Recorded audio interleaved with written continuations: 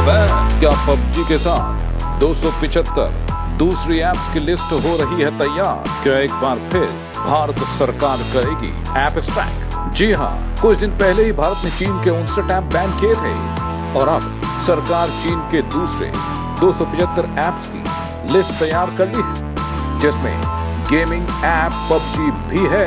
Gaming app PUBG एक ऐसी app है जो पूरे भारत में लोकप्रिय है और ये भी जानकारी मिल रही है कि पबजी सबसे लोकप्रिय है और युवाओं में इसका खासा क्रेज है। मीडिया रिपोर्ट्स के मुताबिक भारत में चीनी इंटरनेट कंपनियों के करीब 30 करोड़ यूनिक यूजर्स हैं, जो कि लगातार बढ़ रहे हैं। ऐसे में अब राष्ट्रीय सुरक्षा और लोगों की निजता को ध्यान में रखते हुए कहीं ये ऐप्स खतरे का सबब तो नहीं बन रहे हैं, यही चिंता भारत सरकार को है। इसीलिए अब इन तमाम ऐप्स की जानकारी ली जा रही है और ये भी जानकारी ली जा रही है कि कहीं ये ऐप लोगों की निजता के लिए कहीं खतरा तो नहीं बन रही है। ऐसे में अगर कोई भी अनियमितता सामने आती है तो हो सकता है कि चीन के इन ऐप्स की लिस्ट और भी लंबी हो जाए और ये भी बैन ऐप्स में चले जाएं। जी हाँ, चीन और भारत के बीच लगातार बढ़ता तनाव, इसकी वजह आपको बता दें कि दोनों देशों की सेनाओं के बीच एक खूनी झड़प भी हो चुकी है, जिसमें भारत के 20 जवान शहीद हुए थे। आपको बता दें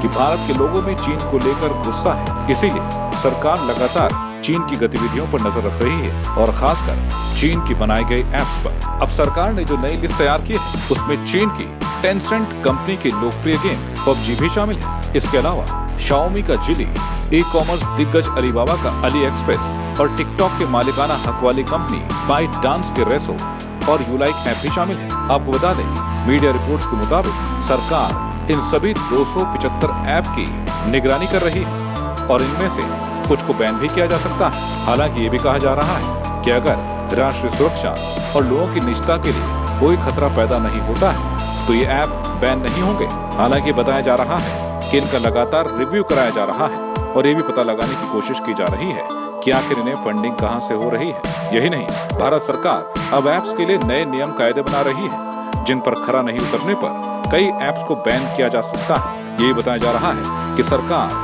साइबर सिक्योरिटी को और मजबूत बनाने जा रही है ताकि भारतीय नागरिकों के डेटा को सुरक्षित रखा जा सके और इन नियमों और गाइडलाइंस में ये बिल्कुल साफ रहेगा कि किसी ऐप को क्या करने की इजाजत नहीं है। आपको बता दें, कुछ दिनों पहले ही मोदी सरकार ने 59 चीनी ऐप बैन किए थे, जिसमें भारत में सबसे लोकप्रिय और युवाओं में सबसे ज्यादा चर्चित टिकटॉक ऐप भी शामिल था।